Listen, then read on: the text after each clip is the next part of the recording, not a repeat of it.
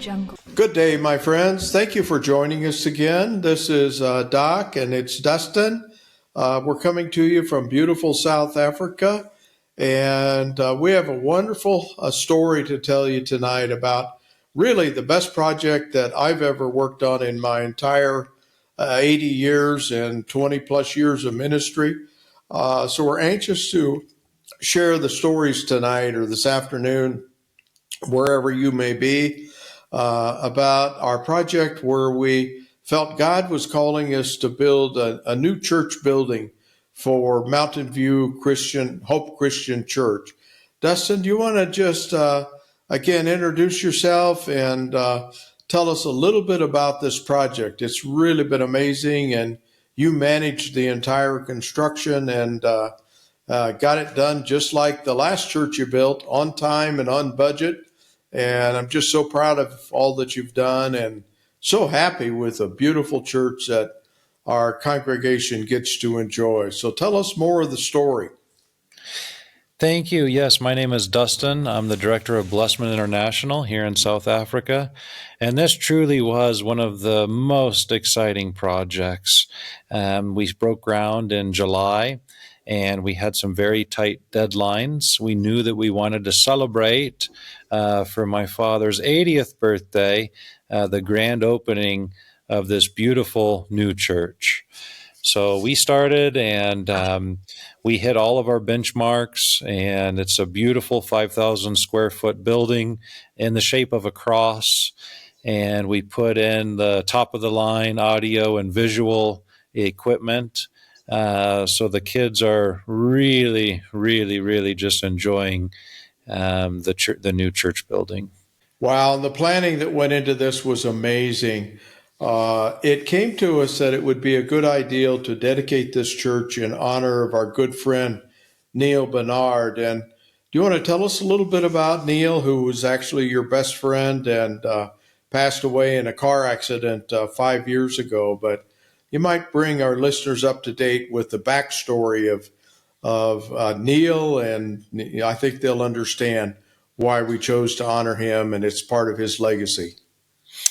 Yes, Neil was one of my first friends when I first moved over here to South Africa. I was actually needing some hangar space, and I called Neil up. I got his number from the airport, and I thought I was only going to be hangaring there for a month, and it turned into many years and an incredible, incredible friendship.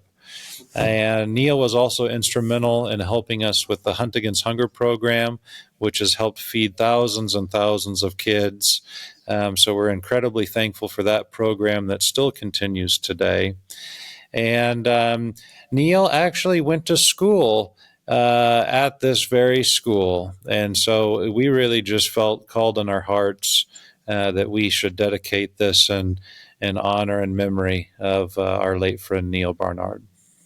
Absolutely. And his widow, Debbie, is one of our best friends. We love our relationship with her and working with her. And Neil's parents, Donnie and Diane, some of our very best friends, and just solid, salt of the earth farmers and people here.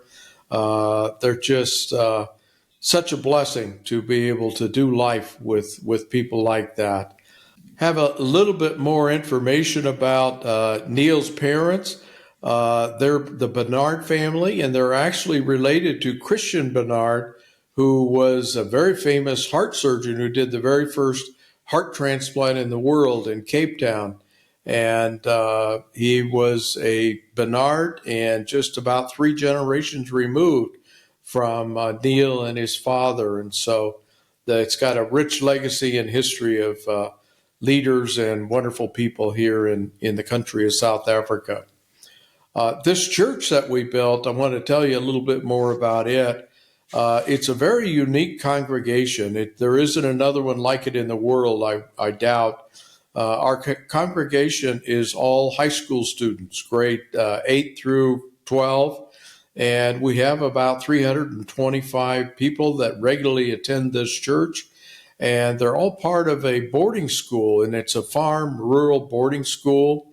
We've been working with that school for the past 9, 10 years. And when we started with it, there was only 50 youth, actually children, going to this school. And back in those days, it was a kindergarten through grade 12. And they only had 50 students, and their matric rate or their pass rate was about 35%. And we planted a church in the school hall and came in and started mentoring the children with their academics and teaching them about God and Jesus and helping them with Christian moral values. And over the years, that was just incredibly effective at the students being more successful in their studies. In the last 3 years, the matriculation rate or the pass rate in grade 12 has been above 95%. And that's one of the top schools in the whole province. And it's an incredible surprise because it's a farm school. It's a very impoverished school. And you just wouldn't expect that kind of quality. And it's getting a very good reputation in the whole province. And parents will send their children from many miles away to attend this school. And it's grown from 50 students to now nearly 400. And that's our congregation. When we start looking for elders and deacons, we have to look at high school students, and that's just very, very unusual. But those kids are just on fire for the Lord. Every Friday night, we have a group of about 325 of them get together and they dance and sing and just incredibly enjoy church and especially their new church building. But tell us a little more what you've seen and how much the children appreciate their new church and what I think it means for the future of this school and actually the entire area here in Limpopo. Well, like you said, the kids at the Sturker Fear Combined School are absolutely on fire for God, and that was absolutely apparent even in the old school hall that we were occupied, and that was standing room only in the back. And so you could see the excitement growing as we were building this new church. And as we got closer and closer, you could see the smiles and the joy.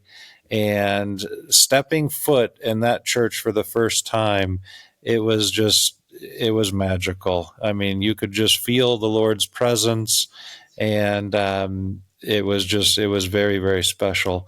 And so now that we've been in it for several weeks now, seeing multiple Friday night youth services and Sunday services, it's a tremendous upgrade. And you can just sense that the kids are more engaged, and it's just an appropriate place to worship. It is, and it's so exciting. I was visiting with Pastor last weekend, and I asked him, I said, Pastor, how many of these 300 plus children do you think are truly born again, saved, and following Jesus? And he said, without even thinking about it, at least 60%. And that is amazing. There probably isn't a church in America that has 60% of their members or attendees born again, saved. But our pastor, Johani Changani, just does an incredible job loving these children, counseling the children, and just teaching them about Jesus and the Bible.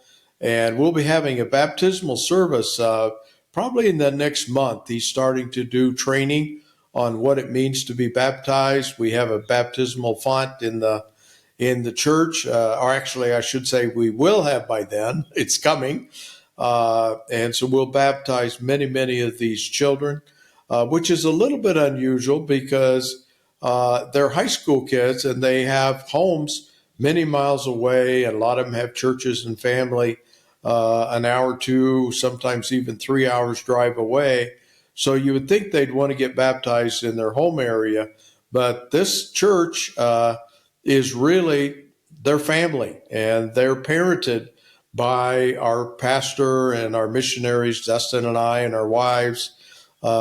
These children look up to us as their mentors and their parents, and even though they're young, this is their home church. And so it's just a wonderful, wonderful thing to see what God's doing here in a very remote, rural, impoverished area of South Africa. The church we're talking mainly about tonight is Global Methodist Church. And it's just so exciting to see the revival that's going on in the Global Methodist Church and how people are getting born again saved in this church. And next year, we hope to build actually another Catholic church. And I would never have dreamed 20 years ago that I'd ever be building Catholic churches.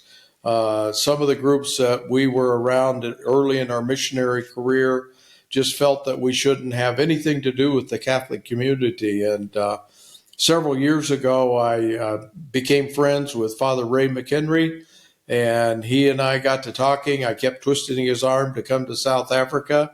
And 10 years ago, he finally came on a mission trip and brought a group of his parishioners. And every year since then, he's come with a group of missionaries, short-term missionaries. He even came during COVID.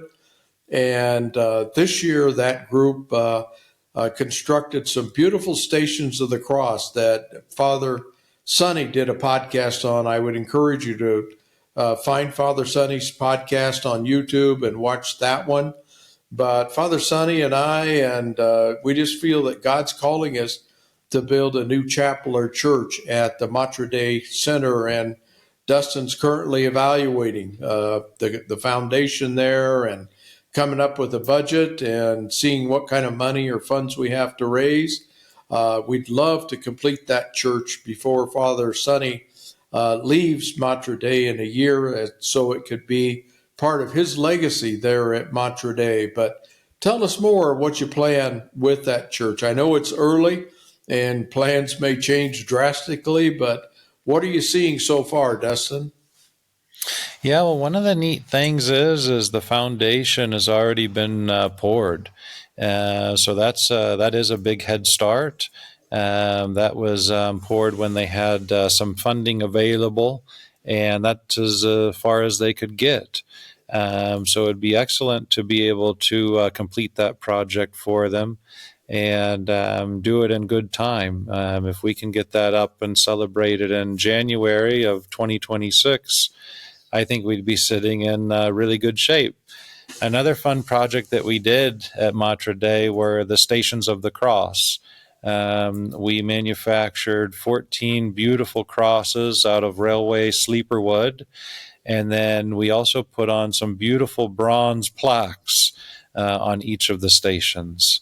So just a very special place to visit, and it's wonderful to be a part of. And